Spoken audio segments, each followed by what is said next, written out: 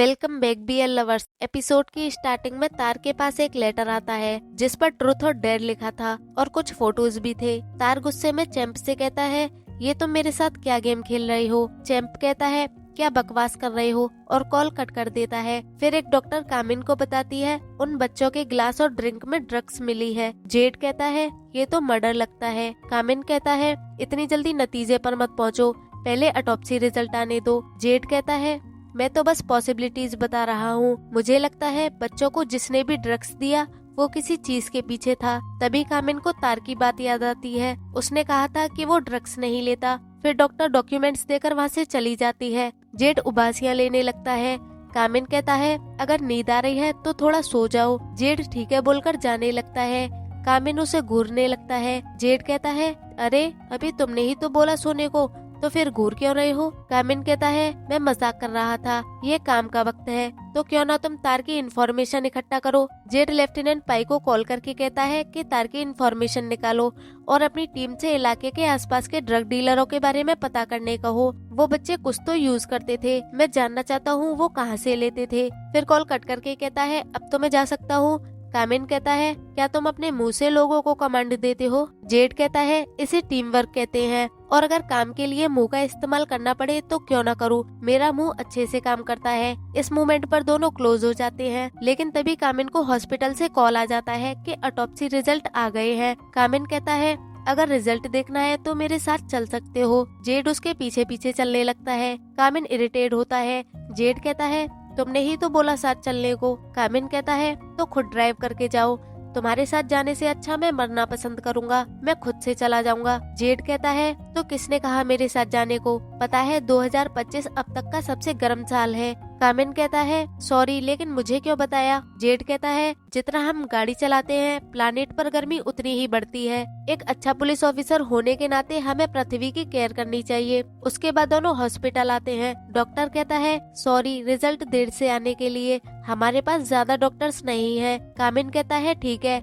ये बताओ रिजल्ट क्या कह रहे हैं। डॉक्टर कहता है, हमें विक्टिम के ब्लड में 3 पदार्थ मिले हैं, ये तीनों मौत की सजा वाले कैदियों को दिए जाते हैं। जेड कहता है, मौत का कारण हार्ट फेलियर, इसका क्या मतलब है। डॉक्टर कहता है, ये तीनों पदार्थ मेडिकल ग्रेड ड्रग्स हैं, इनका सही मात्रा में ही यूज करना होता है, और लड़की के हाथ पर नीडल का निशान था। निशान देखकर लगता है कि मौत से कुछ समय पहले ही उसे इंजेक्शन लगाया गया था। कामिन कहता है, इसका मतलब किलर ने फाई को तीनों ड्रग्स एक साथ दिए। डॉक्टर कहता है, हाँ, ड्रग्स बहुत ज्यादा मात्रा में दिया गया था और रिजल्ट के आधार पर ये एक मर्डर है। जेड कहता है, रिपोर्ट में मौत का समय 12 से 1 के बीच का है, और उनका कॉल कितने बजे आया। कामिन कहता है, 2 बजे। जेड कहता है, तो उन्होंने पहले एम्बुलेंस को कॉल किया। डॉक्टर कहता है, हाँ, और हमने तुरंत ही लोगों को भेजा था। कामिन डॉक्टर से कहता है, तो तुम एक फॉरेंसिक डॉक्टर नहीं हो। डॉक्टर कहता है, हाँ, हमारे पास स्टाफ की कमी है तो हम दूसरे डिपार्टमेंट में भी हेल्प करते हैं। उस रात जब लड़की ने कॉल किया तो मैंने ही उठाया था, और शायद उसने 1 बजे करीब कॉल किया था। जेड कहता है, क्या कहा, एक लड़की ने कॉल की थी। डॉक्टर कहता है, हाँ, वो एक लड़की की आवाज थी। उसके बाद दोनों लिफ्ट में होते हैं। कामिन कहता है, आखिर एम्बुलेंस को कॉल किया किसने। चेरिन ने तो टोंकला का नाम लिया था। जेड कहता है, वो शायद कंफ्यूज हो गए होंगे इसलिए गलत बयान दे दिया होगा। कामिन कहता है, ये गलत बयान है या जानबूझकर हमें गुमराह किया जा रहा है। तभी जेड को लेफ्टिनेंट पाई का मैसेज आता है कि तार से कांटेक्ट नहीं हो पा रहा। कामिन कहता है, अगर हमें सच जानना है तो चेरिन पर प्रेशर डालना पड़ेगा। अगले सीन में चेरिन किसी से कॉल पर कह रही होती है कि तुमने पुलिस को कुछ बता तो नहीं दिया। फिर उसे शाम में मिलने के लिए कहती है जहां वो हमेशा मिलते थे। इधर तार लगातार चैंप को कॉल करता है मगर उसका कॉल नहीं लगता, तो फिर वो उसे मैसेज करता है, मैं बार में हूँ, आकर मुझसे बात करो। उसके बाद चेरिन चैंप को बताती है, पुलिस ने मुझे यहीं रुकने को बोला है। चैंप पूछता है, क्यों। चेरिन कहती है, पता नहीं।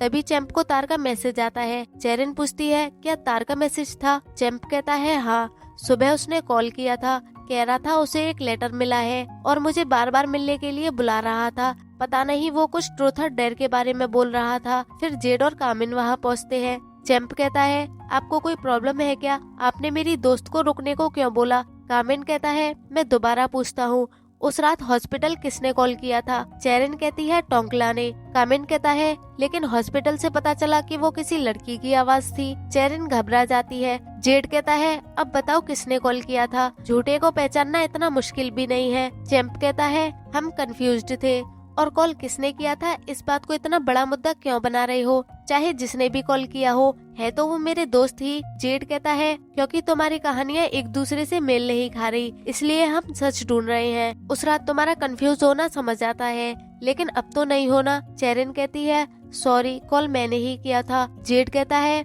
क्या और भी कुछ है जो अभी तक नहीं बताया हो? चेरिन कहती है नहीं। जेड पूछता है क्या तुम दोनों की तार से बात हुई? चैंप कहता है अब उसके बारे में क्यों पूछ रहे हो? कामिन कहता है अगर हमें पता चला कि तुम में से कोई भी सबूत छुपा रहा है तो मैं तुम पर काम में रुकावट डालने के लिए चार्जेस लगाऊंगा।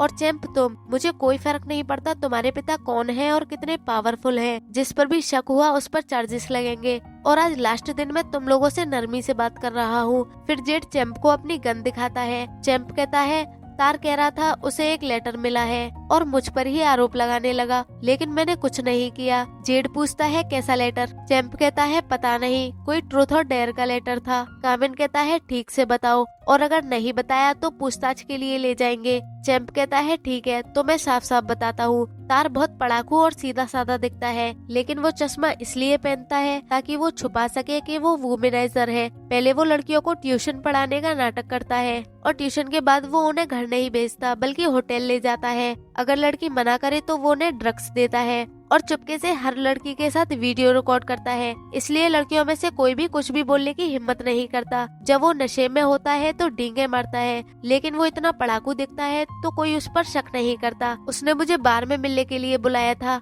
लेकिन मैं नहीं गया। क्या वो पागल हो गया है? किसके पास इतना टाइम है कि उसे लेटर भेजे? कामिन पूछता है कौन से बार में है वो? चैंप कहता है ड्रिंक मी में, वो एवेंजर्स का रेगुलर प्लेस है। कामिन और जेड जाने लगते हैं।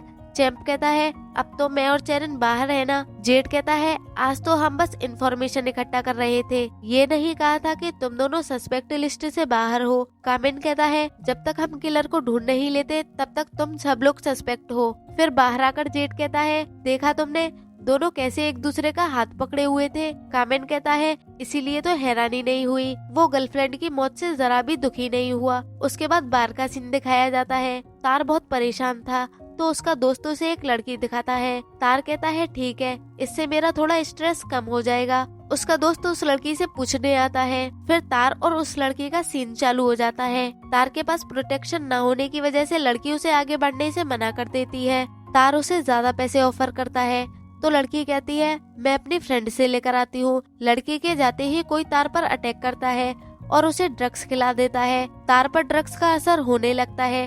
अटैकर पूछता है ट्रुथ या डेयर, और तार के हाथ में एक नुकीली चीज घुसा देता है। तार कहता है ट्रुथ। अटैकर पूछता है तो बताओ क्या तुमने फाई का रेप किया था? तार कहता है हाँ किया था। फिर सीन दिखाया जाता है जब उसने फाई का रेप किया था। अटैकर तार को ट्रुथ का काट देता है, फिर उसे मार डालता है। अगले सीन में जेड और कामिन ड्रिंक मी पर आते हैं। जेड फ्लर्ट करते हुए कहता है मुझे लगता है तुम्हारा सूट थोड़ा टाइट है। कामिन कहता है तुम्हारा इससे क्या लेना देना? जेड कहता है यार कम से कम टाई तो ढीली कर लो, और खुद ही करने लगता है। कामिन उसे रोकता है। जेड कहता है थोड़ा तो भरोसा करो मुझ पर। फिर कामिन भी उसे करने देता है। जेड टाई खोल देता है। कामिन कहता है अब तो खुश हो? जेड कहता है हाँ चलो अंदर चलें। तभी कामिन वहाँ टोंकला को देखता है। उसे अजीब लगता है, लेकिन पहले वो अंदर चला जाता है। थोड़ी देर बाद कामिन पूछता है हर कोना ठीक से चेक किया ना? जेड कहता है ये मेरी जगह थोड़ी है जो मुझे हर कोना पता होगा। तभी वो लड़की तार के पास वापस आती है, लेकिन वहाँ उसकी बॉडी देखकर चीखने लगती है। आवाज सुनकर जेड और कामिन वहाँ आते हैं और वहाँ तार की डेड बॉडी देखते हैं। फिर कामिन टोंकला से इसके बारे में पूछता है। टोंकला मना कर देता है कि मुझे इसके बारे में कुछ नहीं पता, मैं तो यहाँ ड्रिंक के लिए आया था। कामिन पूछता है ट्रुथ और डेयर लेटर के बारे में क्या जानते हो? टोंकला कहता है मुझे किसी लेटर के बारे में नहीं पता। कामिन नोटिस करता है टोंकला बहुत ही डरा हुआ है। इधर लड़की जेड को बताती है मैं तो बस प्रोटेक्शन खरीदने के लिए बाहर गई थी। जेड कहता है तो तुम्हें आधा घंटा कैसे लग गया? लड़की बताती है पहले मैंने अपनी फ्रेंड से मांगा था, लेकिन उसके पास नहीं था तो मैं बाहर से खुद खरीदने चली गई। जेड कहता है जब तुम वापस लौटी तो किसी को देखा था? लड़की कहती है नहीं। उसके बाद जेड और कामिन डिस्कस करते हैं। कामिन कहता है कन्वीनियंस स्टोर यहाँ से 800 मीटर की दूरी पर है।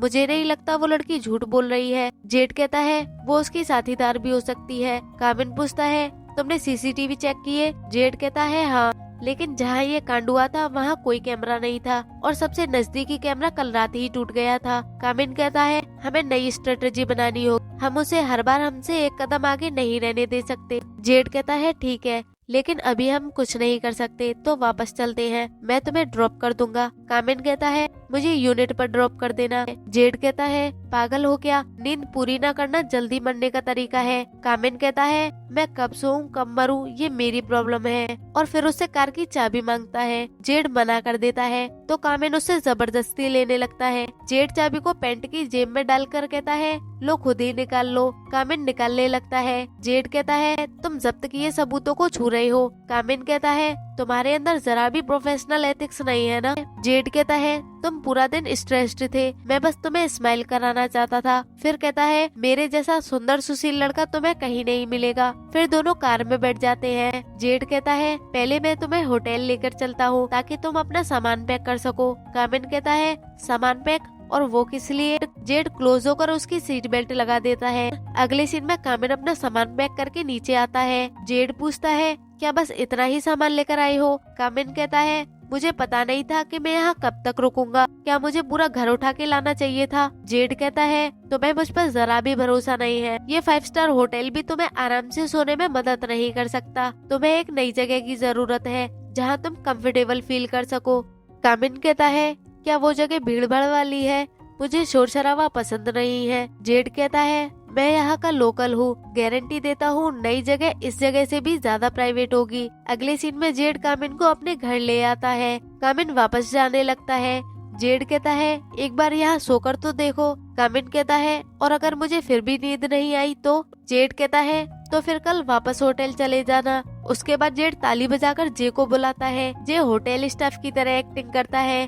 कामिन कहता है अच्छा तो तुम भी इसमें शामिल हो। जे कहता है इसने कहा कि ये मेरे साथ रेंट शेयर करेगा। जेड कहता है जितना होटल का किराया था उसका आधा दे देना। वैसे कितना किराया था होटल का? कामिन कहता है 1,80,000। जेड शॉक्ड हो जाता है। कामिन कहता है मैंने 5 स्टार होटल इसलिए चुना ताकि मुझे कुछ न करना पड़े और मैं अपने काम पर फोकस कर सकूं। जेड कहता है हम भी तुम्हें 5 स्टार सर्विस देंगे, और फिर किराया बताने लगता है। जे इशारा करके 50,000 बोलने के लिए कहता है, लेकिन जेड 40,000 बताता है और कहता है हम कल तुम्हारा बाकी का सामान ले आएंगे। कामिन कहता है अभी तक मैंने हाँ नहीं कहा, पहले मैं यहाँ एक रात के लिए रुकूंगा, वो भी कुछ शर्तों के साथ। पहली शर्त फ्री ब्रेकफास्ट, दूसरी फ्री वाईफाई और तीसरी नो सर्विस चार्ज, और अगर मैं सेटिस्फाई नहीं हुआ तो जब चाहे चला जाऊंगा। जेड कहता है अब तुम यहाँ एक किराएदार हो, इंस्पेक्टर नहीं, तो मुझ पर हुकुम मत चलाओ। कामिन कहता है चाहे एक दिन के लिए हो या कई दिनों के लिए, कॉन्ट्रैक्ट बनाओ। आजकल मैं किसी पर भी आसानी से भरोसा नहीं करता, बहुत धोखेबाज घूम रहे हैं। जेड कहता है ठीक है तो फिर अब तुम वाकई में लग रहे हो तुमने अब्रॉड में पढ़ाई की है, आज से ही तुम्हारी सर्विस स्टार्ट होती है, बताओ तुम क्या खाना चाहोगे? कामिन कहता है मुझे भूख नहीं है, मैं काम करूंगा। तभी कामिन के पेट से आवाज आने लगती है। जेड कहता है कुछ सिंपल सा खा लेते हैं, बताओ शेफ जे आज मेन्यू में क्या है? जे कहता है mackerel pasta, spicy anchovy sauce with seasonal vegetables. कामिन कहता है ये सब क्या है? जेड जे से पूछता है ये सब क्या था? जे कहता है स्पाइसी खट्टे राइस, नूडल और सैलेड। अगली सुबह जेड कामिन का ब्रेकफास्ट टेबल पर लगाता है। तभी कामिन आता है। जे पूछता है कल रात अच्छे से नींद आई? कामिन कहता है हाँ ठीक ठाक था। जेड कहता है माफ करना, पूरे कपड़े नहीं पहने, तुम्हारे लिए ब्रेकफास्ट बनाने के लिए जल्दी उठना पड़ा। फिर अपनी टॉवेल खोलकर कहता है लेकिन मैंने पैंट पहनी है। कामिन अपनी आंखें बंद कर लेता है, फिर उसे पैंट पहना देखकर रिलैक्स हो जाता है। जेड कहता है तुम्हें इसकी आदत डाल लेनी चाहिए क्योंकि अक्सर ऐसे ही देखने को मिलेगा। कामिन कहता है मैं बाहर जा रहा हूँ। जेड रोक कर कहता है तुम मुझे यहाँ ऑर्डर नहीं दे सकते, और अभी तुमने किराए के कॉन्ट्रैक्ट पर भी साइन नहीं किया। फिर दोनों साथ में ब्रेकफास्ट करते हैं। तभी जे आता है। जेड उससे पूछता है तुमने तार के बारे में सुना? जे कहता है हाँ, पर हम उतने क्लोज नहीं थे, तार चैंप के ज्यादा क्लोज था। कामिन पूछता है क्या तार और टोंकला भी क्लोज थे? जे कहता है मैंने उन्हें साथ में हैंग आउट करते कभी नहीं देखा। कामिन कहता है ड्रिंक के लिए भी नहीं, जैसे कि ड्रिंक भी पर? जे कहता है टोंकला वहाँ कभी नहीं जाएगा क्योंकि वो कहता था कि वो जगह बहुत महंगी है और वहाँ की ड्रिंक भी अच्छी नहीं है। वहाँ रेगुलर तो सिर्फ तार और चैंप ही थे। इतना बताकर जे वहाँ से चला जाता है। जेड कहता है अगर टोंकला को ड्रिंक बी में जाना पसंद नहीं है तो फिर वो वहाँ क्यों आया था। कामिन कहता है पता नहीं, लेकिन तार के केस में हमें उसके घर से स्टार्ट करना चाहिए। अगले सीन में सभी बच्चों को साथ में दिखाया जाता है। टाइम जे से पूछता है क्या तुम्हारे भाई ने कुछ बताया? जे कहता है नहीं, बस सवाल पूछ रहा था। टोंकला कहता है क्या तुमने कुछ बता दिया? जे कहता है मैंने कुछ नहीं बताया। फिर चैंपू पूछता है क्या किसी को ट्रूथ और डेयर वाला लेटर मिला है? टोंकला कहता है आखिर ये है क्या? पुलिस भी मुझसे यही पूछ रही थी जब मैं ड्रिंक मी से गुजर रहा था। चैंपू पूछता है तुम वहाँ क्यों गए थे? टोंकला घबराकर वहाँ से चला जाता है। उसके बाद कामिन और जेड तार के रूम में छानबीन करने के लिए आते हैं। तार के लैपटॉप में उन्हें लड़कियों की अश्लील तस्वीरें मिलती हैं। जेड कहता है कभी कभी मुझे लगता है किलर ने बिल्कुल सही किया। कामिन कहता है चाहे कोई कितना भी घटिया क्यों न हो, किसी को भी कानून हाथ में लेने का हक नहीं है। फिर पूछता है क्या वो लेटर मिला? जेड कहता है नहीं, उसकी मॉम ने बताया कि वो जल्दबाजी में यहाँ से निकला था तो लेटर यही कहीं होना चाहिए। उसके बाद जेड को वो लेटर भी मिल जाता है जिसमें कुछ फोटोज थे और एक ग्रुप फोटो थी जिसमें सभी के चेहरे बिगड़े हुए थे। कामिन कहता है ये कोई सिंपल मर्डर नहीं है, किलर ने पूरे ग्रुप को टारगेट किया है। शायद हमारा मुकाबला एक सीरियल किलर से है। अगले सीन में टोंकला को भी फोटोज और लेटर मिलता है जिसमें लिखा था तुम जानते थे उन्होंने क्या किया है, फिर भी तुमने कुछ नहीं किया क्योंकि उन्होंने तुम्हें रिश्वत दी थी। इधर जेड जे को कॉल करके पूछता है क्या तुम्हें कोई लेटर मिला है? जे कहता है इस लेटर को लेकर तुम इतने ऑब्सेस्ड क्यों हो? जेड कहता है ज्यादा स्मार्ट मत बनो, बस जवाब दो। जे कहता है नहीं मिला। जेड पूछता है क्या तुम्हारे किसी फ्रेंड को मिला है? जे कहता है मुझे नहीं पता और कॉल कट कर देता है। कामिन कहता है कम से कम अगला नंबर तुम्हारे भाई का नहीं है। जेड कहता है उसकी बेवकूफी देखते हुए उसे कभी भी चुना जा सकता है, उससे तो मैं खुद निपटूंगा। कामिन कहता है किलर यही तो चाहता है हम उसका गेम खेलें। इस समय जरूरी ये है कि हम अपनी नजर जे पर रखें उसकी सेफ्टी के लिए। जे कहता है सच बताना, क्या तुम्हें लगता है हम उसे रोक सकते हैं? कामिन कहता है अगर हम साथ काम करें तो किलर को पकड़ लेंगे। फिर उसे अपना बैच देता है। मैं इसे दाव पर लगाता हूँ। बेसिकली उसने शर्त लगाई है। अगले सीन में कामिन पूछता है मेरे कपड़े कहाँ हैं और ये क्या है? जेड कहता है ये पजामा है, अलमारी में जो भी है उसे अपना ही समझो क्योंकि मैंने तुम्हारे कपड़े धो दिए हैं। कामिन कहता है मैं अपने ही कपड़े पहनूंगा, जाओ लेकर आओ। जेड कहता है यहाँ मालिक मैं हूँ। होटल में ड्राई क्लीनिंग 1000 रुपए पर पीस थी तो तुम मुझे 300 के हिसाब से दे देना। कामिन कहता है मेरे कपड़ों को अच्छे से संभालना, अगर जरा भी खराब हुए तो 10,000 पर पीस चार्ज लूंगा। जेड कहता है वो खराब नहीं होंगे, तुम तब भी मुझसे 1 लाख चार्ज ले सकते हो, लेकिन मैं अपनी बॉडी से पे करूंगा। कामिन कहता है इतना काफी नहीं होगा। जेड कहता है फिक्र मत करो, सब कुछ तुम्हारा है तो यकीनन सावधानी से ही संभाला जाएगा। ओ गॉड, इनकी फ्लर्टिंग स्टाइल भी ना। खैर एपिसोड यही खत्म हो जाता है। नेक्स्ट एपिसोड के लिए वीडियो को लाइक करें, शेयर करें और चैनल को सब्सक्राइब करें। मिलते हैं नेक्स्ट वीडियो में। Thanks for watching.